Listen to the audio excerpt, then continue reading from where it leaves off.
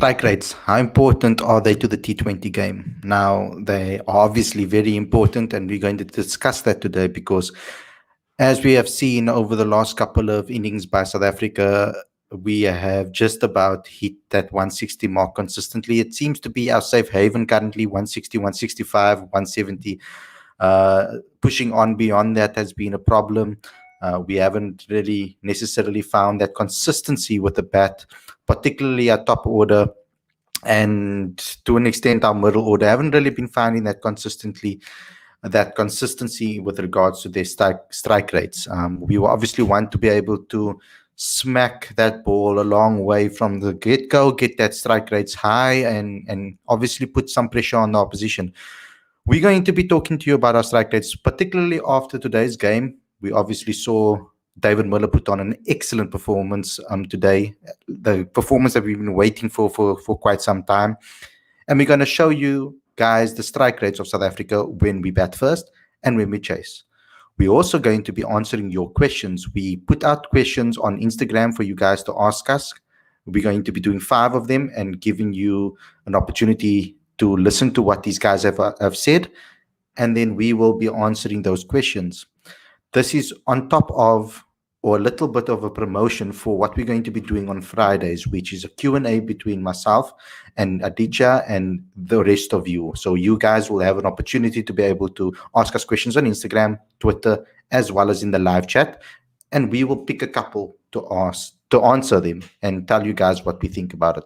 If you're new to the channel, and this is the first time you're tuning in, or if you're watching and you're not subscribed, there's a big red button over there at the bottom. Then click it. Click the notification bell as well for all future videos. Smash that like button, and let's get into today's content.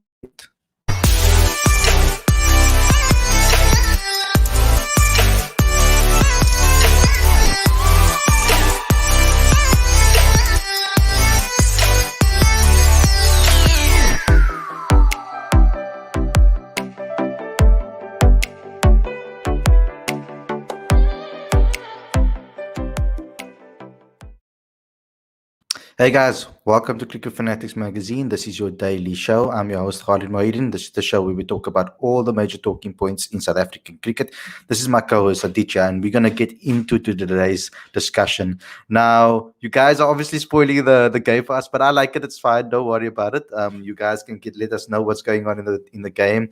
We're going to be talking about this because we still have to bring you our daily show, guys. We're trying to create as much information for you guys out there and give you guys as much content as possible that we can bring to you. So today we're going to be talking about strike rates. It's up to date according to what has happened in today's game as well. Aditya, just give our fans some insight into strike rates and what are so important about that, particularly in the T20 game.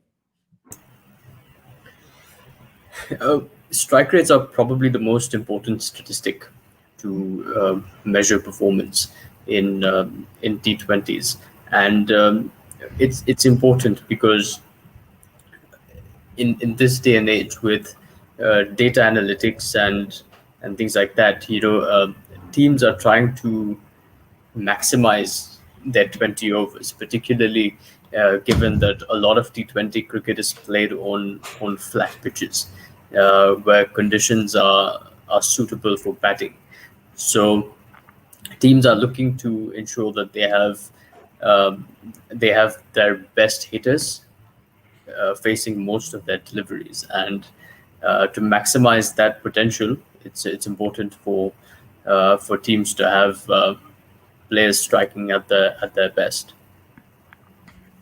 Yeah, it is very important that happens. And now there were some comments going around from some of the people that I was in contact with, and they said, you see, that's why Boucher probably feels that he needs so many opening batsmen, because we always find ourselves in a pickle where we lost a couple of wickets early and then we need to basically bring back the innings from a very difficult position. Now let's look at it, because the contrast between the two is so crazy, Aditya. When I look at us batting first and look at our strike rates over here, these are the top strike rates. They'll stay right on the top of there, so just ignore that one. But this is since Mark Boucher took over as coach. So Aiden Markram is right on the top over here with 155 strike rate in 7 matches. Rabada is over here as well, showing what he's capable of. Quentin de Kock as well, 149. David Miller, 147. So you can see what the trend over here is when we're batting first. Quite decent strike rates, going at a decent rate. But Aditya, when you're looking at these particular strike rates, I mean, even Temba Bavuma and in the mid 130s. What is your take on this? They obviously have to be a lot higher. You know, yes, yes and no, because with Rassi van der Dussen, I also look at the average there, and he's averaging 42.3, which is incredible. Faf du Plessis is averaging 45. So, from that point of view, they're offering consistent run scoring as well, in addition to their strike rates. And see, the thing is, Faf du Plessis and Rassi van der Dussen bat 3 and 4. So it's almost acceptable for them to have the sort of strike rates that they do. But where South Africa really needs to have a solid strike rate is towards the end there. So Miller's 147.5 helps. Aiden Markram is striking at 155. That's great as well. So I think overall, you look at them in isolation. It's solid numbers. But I think over time we do need to see better strike rates, because you compare it to Andre Russell or Hardik Pandya or Moeen Ali, and suddenly you'll find a significant difference between the rates at which they're striking. But I think it's good. It's good what we've seen so far. Yeah. Because generally speaking, I'm not so worried about our batting first scenarios, because generally speaking, we can defend basically anything with the bowlers that we have majority of the time. When they're on form and they're performing well, I back our bowlers to be able to defend low totals. I'm not talking about totals of 120 and 130. I'm talking about now 150, 160 plus. I back ourselves to our team to be able to do that. It's the chasing where I get a bit worried. Quinton de Kock and Dwayne Pretorius, as you can see, we haven't chased as much as we've batted first, as you can see by the amount of matches played and innings played. But generally speaking, Quinton de Kock on the chase is excellent. Dwayne Pretorius, who we've missed out on so many for this entire tours that we've had, also striking at 182. Vian Libbe over here, only 1 game, so we can't really count that. Bjorn Fortuin, only 2 games now, including today. George Linder, 162, only 2 games. So there's not a massive sample size to go with. Andile Pechlekwayo, 140. He's played the most amount of games besides David Miller, of course. When it comes to chasing, when you look at these particular stats, does it worry you that South Africa haven't been tested in the chase enough times, Aditya, going into the World Cup? Yes, it does. It does worry me, mainly because because it's very hard to build a structure for a chase if you haven't chased a lot, and that to me is a concern, because given South Africa's struggles with the bat over the last couple of series, they're struggling with the bat when they're not as much under pressure. When there's a chase, I suppose the benefit of a chase is that you know what your target is. So you have the opportunity to plan like that. But the fact that they haven't been able to get as many opportunities to chase would be a matter of concern for the team. And I suppose, sometimes teams, like I know Virat Kohli does it, when he feels like if the team's strength is to chase, he'd prefer to bat first, because he wants the team to get that practice of batting first. So somewhere down the line, when as the coaching staff says that, they're looking to master the process as opposed to run after results. Mm-hmm. So I guess at some point they're going to have to make that decision that even if it's better to bat first, we should try to chase, because that's something that we haven't got much exposure in. Yeah. And that's what I was hoping they would choose, that to give us some sort of practice ahead into the World Cup when we do win the toss. But I don't think that South Africa will think like that. Obviously, they will. Competitive teams will think about winning first and what their best chance of winning is. So unfortunately, they coaches won't do that necessarily. I don't know. Maybe they do, because I mean, to an extent, I don't know how you look at it. If you're going to be doing it that way, you should back yourself doing either or. And the conditions also matter. I mean, you need to bat according to the conditions. My concern in today's game, you guys are going to have to listen to our review later on to go to so that myself and Aditya, hopefully Aditya does come on and we finish this game quickly and win the series. Then Aditya can come on and have a chat with us, because I want to go in depth about our batting performance and what my concerns are when it comes to South Africa. Because once again, we've relied on an individual performance to take us over, to take us to a decent total. Okay, let's get into this part of the show. Let us know if you like this segment, and if you guys want to continue the segment on. We said we're going to do it twice a week, Aditya. So, and then we'll do a massive Q&A show, which is just about Q&As. But I think at the end of each daily show, we'll do a couple of questions. So here's our first one from David Hopes on Instagram. Who is your favorite player and why is it Markram? And the guy got it spot on. It is my Aiden Markram. My favorite player has been Aiden Markram for some time. Myself and Aiden have built a working relationship over the couple of years now. Since the time I wrote an article on him back in 2016 about him being the answer to South Africa's opening conundrum when we were back there in Test cricket already in 2016 already. So we built a relationship since then. I've had a lot of interaction with him with regards to MSL as well as with the Proteas. So he is one of my favorite players in the Proteas squad. Aditya, who is your favorite player? In the current Proteas squad? Yeah, I'd probably go with Rassie van der Dussen. excellent. It's nice to see that Rassie has some favorites. It's excellent. Okay, let's go to the next question. Question number 2 is from Tyrone. Tyrone 2+3. Where does Faf and Pretorius fit into this T20 11? Now, we're going to have to wait and see where Faf fits in, because as we know, he won't be taking part in the Sri Lanka series. So we're going to have to wait and see what Faf does. For me, Faf should open the batting with Quinton de Kock. That's the perfect position for me. Dwayne Pretorius, I think, is the perfect number 7. I think currently with a batting lineup like we currently have, if Dwayne Pretorius is in that number 7 position, or even in the number 6 position, we will be in the perfect scenario, because the guy can hit the ball. He can properly hit the ball. We saw what Vian Mulder did in today's game. I think Dwayne can do that and more. Vian was excellent. I mean, we'll talk about that in our review show. But from your perspective, Aditya, where do those two fit in? Yeah, I think Faf should be up there opening the batting, and Dwayne Pretorius should be 6. Devin Miller 5. So yeah, absolutely. This question was directed at you, so I'm not going to be answering it, Aditya. I don't know how to pronounce it. I think it's Shekhar. Shekhar, yeah. Shekhar.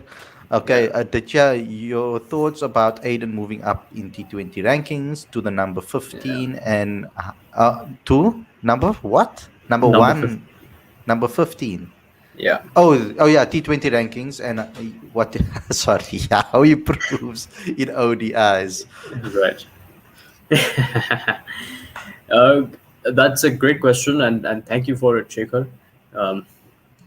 Look, after Aiden's performances against Pakistan, where he scored 350s in a row, he was undoubtedly going to move up the rankings. So, and quite deservedly. He's found a template for his T20 batting, certainly at the top of the order. And what he did in that series decider against the West Indies, where he scored 70 odd, was fantastic as well. So Aiden Markram as a T20 player is incredibly exciting. Aiden Markram, the ODI player, is also an exciting prospect, but I don't think he has figured his game out yet. And to me, where I really feel like Aiden Markram can succeed is that he needs to bring in a bit more discipline into his game and expand his game to play more shots along the ground. Leave balls outside the off stump. I think he hits far too much in the air. in the first 10 overs. And that's something that he needs to reduce, and he can, because if he's partnering Quinton de Kock is always going to be the aggressor. So Aiden Markram can actually take his time. So Exactly. I've said on the show before that Aiden Markram needs to follow Rohit Sharma's template, because Rohit Sharma struggled in the same way that Aiden Markram did for the first 6 years of his career. But Yeah. when he opened the batting, he was able to bring that discipline in. And if you look at Rohit Sharma, typically he tends to take his risks after he's crossed 50, 70, or even 100. Then he goes on to make daddy 100. So I feel like Aiden Markram has that ability, and it's just something that he needs to sort out mentally. Yeah, and I think it's more of a attacking test type of mindset that he needs to play in ODIs rather than a T20 mindset, because I think that he's currently mixing his T20 and ODI game. He's rushing it a little bit with his ODIs where he doesn't need to. He can just take his time. Okay, let's go on to question 4. We've got it from Prasad. Why Boucher not giving chances to Kyle Verreynne in T20s? P Dog once said Kyle Verreynne is next ABD. I think the reason for Boucher not giving Calvarena chances in T20s, based on what he's told us, is because he thinks that Calvarena is a backup keeper for Quinton de Kock. And that's how he views Calvarena's position in the side. Unfortunately, that's how he views it, and not as a batsman alone. So when Quinton doesn't play, he plays Calvarena. If Quinton plays, he hardly ever will play Calvarena. Although we have seen it maybe once or twice where he's done it, ultimately, he wants to play Calvarena as a backup keeper. I don't think he sees Calvarena as a number 6 batsman. And with David Yeah. Miller's position in the side, you will most likely see David as the number 5 or number 6, dependable on whether they're going to put an extra batsman above Rassi, because we're seeing Rassi now forming part of that number 5 position now that they've given Yanaman a chance at number 3. So that's the position with Calvarena, and that's what I think. Even though I don't agree with that, I think Calvarena is a good enough batsman to pick him on as a batsman alone. Absolutely, undoubtedly. And you know, Mark Boucher and his team, they love using the word smart and aggressive with respect to the way that the players play. I think that smart word should apply to selections as well, because it's if you have to give players opportunities on a regular basis for them to really get the taste of international cricket and perform. If Quinton de Kock plays 10 games and he's arrested for the 11th, you can't expect Kyle Verreynne to come in there after sitting on the sidelines for 10 games and score 100. That's not going to happen. So you need all the luck on your side. Exactly. So you have to make sure, and you have to make sure that you're selecting well, and you've created that balance between when you play a player and when you rest a player. And again, I think I would look to the India example for it. Because it's quite often that either Rohit Sharma is rested, or Virat Kohli is rested, or Jasprit Bumrah is rested, because these are all format players, and the only way that you can test your bench is if they get regular opportunities in the 11. Okay, final question for the day, guys. From Mohammed, do you think SA can have only 5 bowlers, or do they need 6? Personally, I think they need 6. And I'm thinking that you're talking about T20 cricket here, obviously. I think they need 6. I think they need an extra bowler that can take off the pressure, because you need some backup over there. If you're just relying on 5 bowlers, that means that all 5 bowlers have to bowl. So that's the key thing over here. You don't have flexibility to take pressure off and to move things around and maybe save guys for certain areas. You need to then bowl guys consistently or find momentum otherwise, in other ways, because having only 5, it's like you're putting all your eggs in one basket and hoping that it comes off. Whereas if you have 6 bowling options, 6 or even 7. That's why I want an all-rounder at 6 and 7, because that will give you extra options to be able to move around. Plus Aiden Markram in the team, who can also do some spinning as well. It just takes pressure off everybody. They bowl with a lot less pressure on them, which I think that our bowlers perform the best when that is the case. Aditya, what's your thoughts on that? I think South Africa need to play 7 bowlers, not only 6, because technically you're still relying on, you're only giving one bowler the opportunity to have a day off, and you still expect the other 4 to come to the party, which is not always possible. So I think it's important for South Africa to have seven bowlers so that batsmen don't really know which bowlers to go after. You rotate them in a way um, that gets the best out of them and sort of plays mind games with the batsman. So yeah, that's my Yeah. take on bowlers. Awesome, guys. That's the show for you guys today. The live chat. This is the kind of things that we'll be doing on our daily shows. Tune in tomorrow. You'll have your opportunity to give your comments in the live chat, and we'll do a Q&A with you guys and could discuss all the questions that you have to ask, and we will answer them, whether they are cricket related, non-cricket related. Just ask us questions, all that you want in the live chat tomorrow on tomorrow's daily show. Thanks a lot for tuning in, guys. I hope you enjoyed this episode. Don't forget to subscribe to the channel. Click that notification bell for all future videos as well. Smash that like button. We want to aim for 20, 30 likes on this particular video. If you guys are watching it later, then I want 50 likes on this video. Go ahead and smash that like button. And then, of course, go to cricketfanaticsmag.com for all updates, and also download the latest issue of the magazine. The link is on the screen and in the description. It's 100% free, all back dates as well, all back issues as well. Thanks a lot for watching, and we'll see you guys later for our review show. Hope you enjoy the rest of the game. Take care. Cheers.